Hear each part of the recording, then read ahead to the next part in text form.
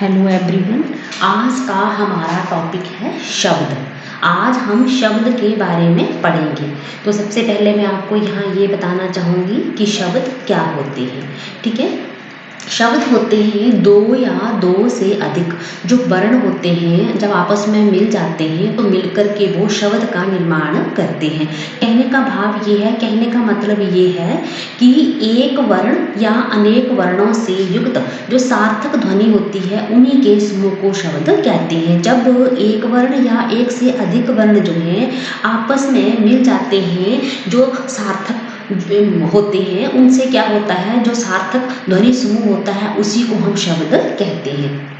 तो शब्द का क्या हुआ, शब्द हुआ वर्णों के सार्थक मेल को शब्द कहते हैं। वर्णों के निरर्थक मेल को हम कभी भी शब्द नहीं कहते हैं।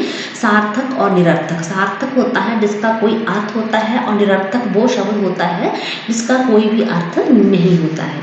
ठीक है, तो शब्द जो है आज हम पढ़ेंगे कि व्युत्पत्ति के आधार पर शब्दों के भेद। तो आज मैं आपको यहाँ बताऊंगी व्युत्पत्ति के आधार पर, रचना के आधार पर या बनावट के आधार पर। इन्हीं के नाम, व्युत्पत्ति के ही नाम को हम रचना के आधार पर भी कहते हैं, बनावट के आधार पर भी कहते हैं कि शब्दों के कितने भेद हैं। तो व्युत्पत्ति के आधार पर शब्दों के यहाँ पे तीन भेद होते हैं। कौन कौन से? रूढ़, यौगिक और योग रूढ़। सबसे पहले मैंने आपको यहाँ ये बताया कि शब्द क्या होता है। तो शब्द क्या होता है, वर्णों के सार्थक मेल को हम शब्द कहते हैं। और आगे बात की हमने व्युत्पत्ति के आधार पर शब्दों के भेद की।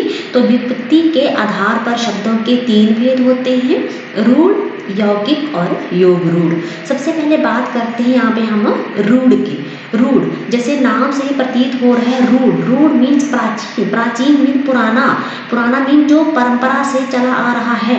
ठीक है, तो जो शब्दों की जड़ होती है, जो शब्दों का मूल रूप होता है, उन्हीं को हम रूढ़ शब्द कहते हैं।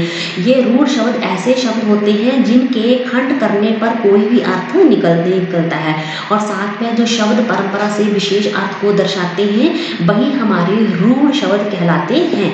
रूढ़ का आप ऐसा भी अर्थ ले सकते हैं कि ऐसे शब्द जिनके हम कभी भी टुकड़े नहीं कर सकते, जिन शब्दों के टुकड़े नहीं किए जा सकते उन्हें हम कहते हैं रूढ़ शब्द। तो रूढ़ क्या हुआ, रूढ़ वे शब्द हुए जिनके टुकड़े करने पर, जिनके खंड करने पर क्या होता है, कोई भी अर्थ नहीं निकलता है, वो होते हैं हमारे रूढ़ शब्द। और ये ज़्यादातर जो है प्राचीन शब्द ही होते हैं। जैसे फॉर एग्जाम्पल, उदाहरण के लिए देख लीजिए, मैं यहाँ बोलूँगी पानी। तो जब हम पानी को अलग करके देखो, आप बहुत सारी जो है प्रतियोगिता परीक्षा देते हैं।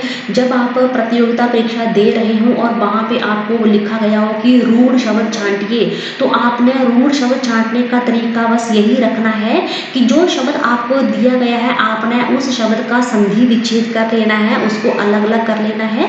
और जैसे आपने अलग किया और देखा कि इसका कुछ अर्थ निकल रहा है या नहीं निकल रहा है, जब शब्द का अर्थ नहीं निकलेगा तो आप समझ लेना वहाँ पे हमारा रूढ़ शब्द है। ठीक है, तो जैसे पानी मैंने बोला, तो पानी को क्या करोगे आप, पानी को अलग अलग कर लोगे, पा प्लस नी, पा जमा नी। तो देखा आपने, तब पा जमा नी करने पर इनका कोई भी अर्थ जो है वो नहीं निकल रहा है। तो ये हमारा कौन सा शब्द हुआ, ये हमारा रूढ़ शब्द हो गया।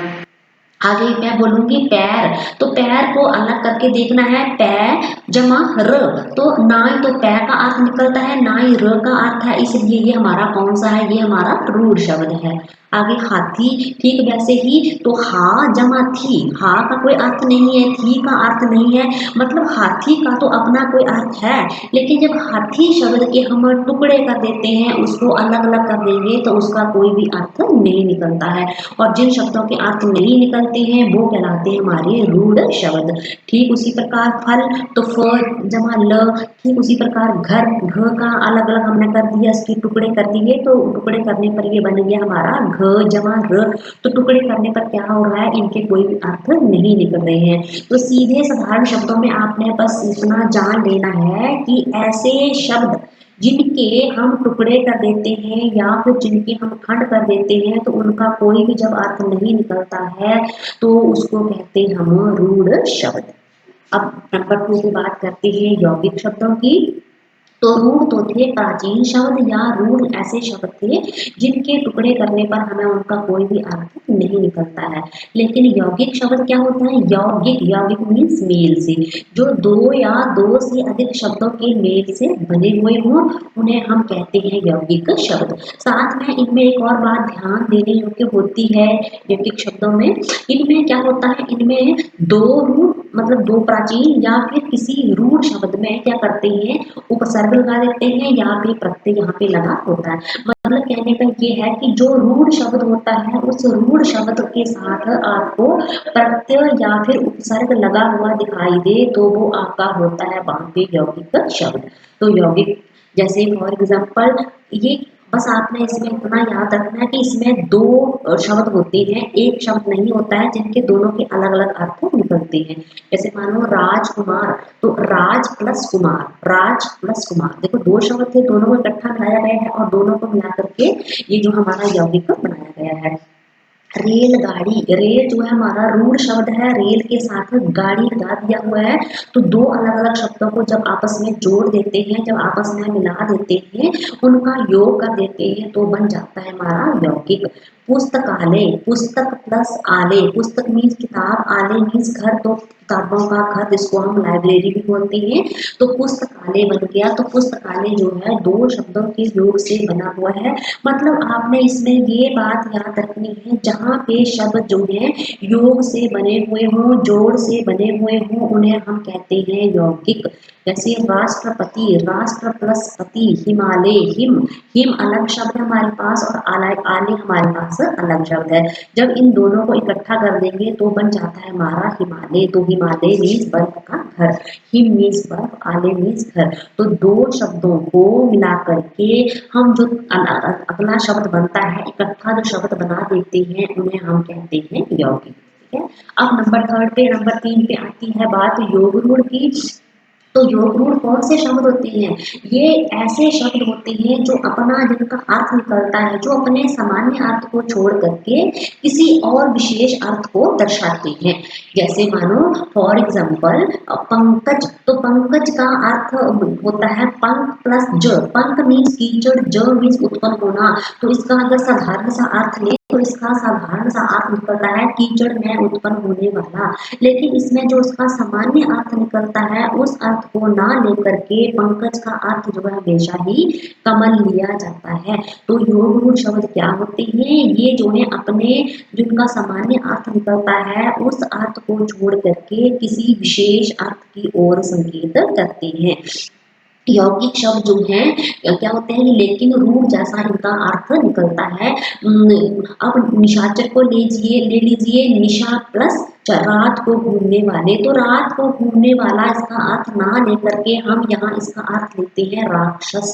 दशानन, दश आननों वाला, दश सिरों वाला, जिसका सीधा साधारण अगर सामान्य अर्थ लिया जाए तो वो बनता है 10 सिरों वाला, लेकिन इसका सीधा अर्थ ना लेकर के हम यहाँ ले रहे हैं रावण। ठीक है। गिरिधर, गिरी को धारण करने वाला, पर्वत को धारण करने वाला, इसका अर्थ निकलता है, लेकिन यहाँ पे इसका सामान्य अर्थ हम नहीं लेकर के हमेशा ही गिरिधर का अर्थ लेते हैं हम श्री कृष्ण। लंबोदर, लंबे उदर वाला, तो लंबे उदर वाला हम उसे कभी भी नहीं कहते हैं, उसका अर्थ निकलता है गणेश। तो इस प्रकार आपने ये ध्यान में रखना है कि जो अपने अर्थ को ना दे करके किसी विशेष अर्थ की ओर संकेत करते हैं वो होते हैं हमारे योग रूढ़।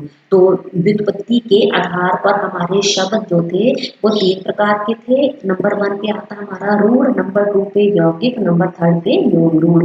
रूढ़ शब्द हमारे जो जिनका अगर हम टुकड़े कर दें तो उसका कोई भी अर्थ नहीं निकलता है। यौगिक मीन्स जो दो या दो से अधिक शब्दों के मेल से बनते हैं, और योग रूढ़ वो शब्द होते हैं जो अपने सामान्य अर्थ को छोड़ करके किसी और अन्य अर्थ की ओर संकेत करते हैं। तो ये थे हमारे शब्द। शब्द क्या था?